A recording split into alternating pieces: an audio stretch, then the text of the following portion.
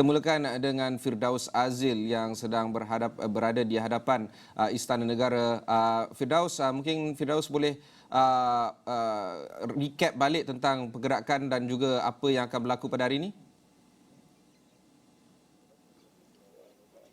Okey, baik, terima kasih Ibrahim Sani yang berada di Pusat Penyiaran Asia. Seperti yang kita sedia maklum, seperti yang telah dilaporkan sejak semalam, yang mana menurut surat ataupun menurut kenyataan istana yang ditandatangani oleh Datuk Pengelola Bijaya Diraja, bahawa Yang di-Pertuan Agong Sultan Abdullah akan mengadakan perbincangan khas berkenan untuk mempengerusikan perbincangan khas bersama Majlis Raja-Raja di Istana Negara ini, yang mana kalau mengikutkan kenyataan Datuk Pengelola Bijaya, bahawa perbincangan khas itu akan diadakan pada pukul 10.30 pagi hari ini. Dan sebab itulah kalau kita dapat melihat, saya juga ada menghantar visual awal di mana dua kemah telah disediakan sejak awal lagi. Kita tahu media telah pun berkampung di hadapan Istana Negara. Kalau boleh saya nak pan sedikit kamera, kita tunjukkan keadaan semasa di hadapan Istana Negara. Ini adalah pintu satu Istana Negara. Kita dapat lihat pihak istana telah pun menyediakan kemah-kemah khusus untuk para petugas media, kerana kita tahu di hadapan ini kalau cuaca panas memang dia agak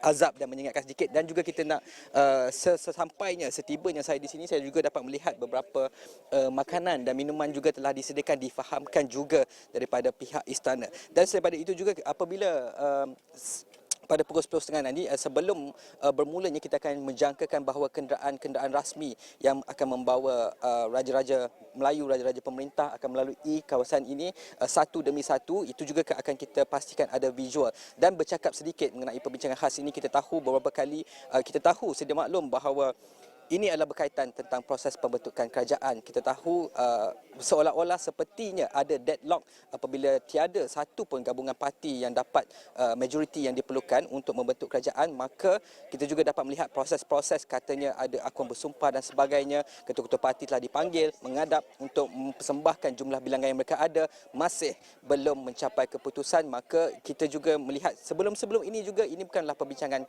khas yang pertama. Kita tahu sebelum ini telah pun berlaku, di mana kalau kita dapat lihat bagaimana sewaktu 2020 juga ada perbincangan khas untuk menentukan Perdana Menteri seterusnya bagi menggantikan Tun Dr. Mahathir ketika itu.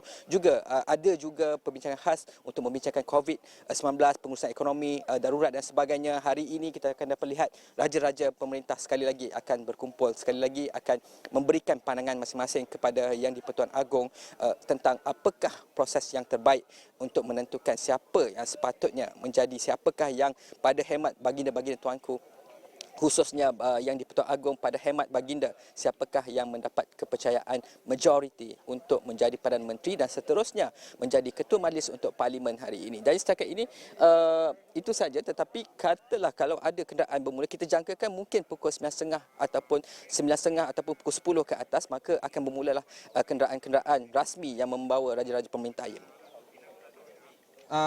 Setakat ini, adakah kita tahu jam berapa baginda-baginda tuanku akan memulakan majlis Raja-Raja? Setakat ini seperti yang dikeluarkan berdasarkan kenyataan oleh Datuk Pengelola Bijaya Diraja, iaitu Datuk Ahmad Fadil, kita perbincangan khas itu akan bermula pada pukul 10.30 pagi. Jadi dalam kira-kira mungkin setengah jam ataupun 40 minit sebelum itu, kita dapat menjangkakan bahawa mungkin kenderaan pertama sama ada akan membawa Sultan ataupun Raja akan melalui kawasan ini.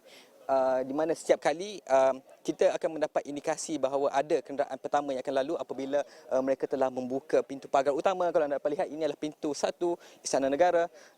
Kalau sudah tibanya kenderaan pertama, maka mereka akan membuka gate, dan juga akan ada, kalau tak salah saya, kalau kita berdasarkan pengalaman-pengalaman lepas, akan ada seperti perbarisan anggota penguasa akan berjaga di sini. Tapi setakat ini kita dapat lihat penguatkuasa ataupun anggota polis di sini masih belum ada. Tetapi di bawah sana itu juga kita dapat lihat kemah khas yang disediakan untuk anggota-anggota polis yang bertugas hari ini. Tapi kita jangka seperti menjawab soalan Yem, 10.30 perbincangan khas itu akan bermula.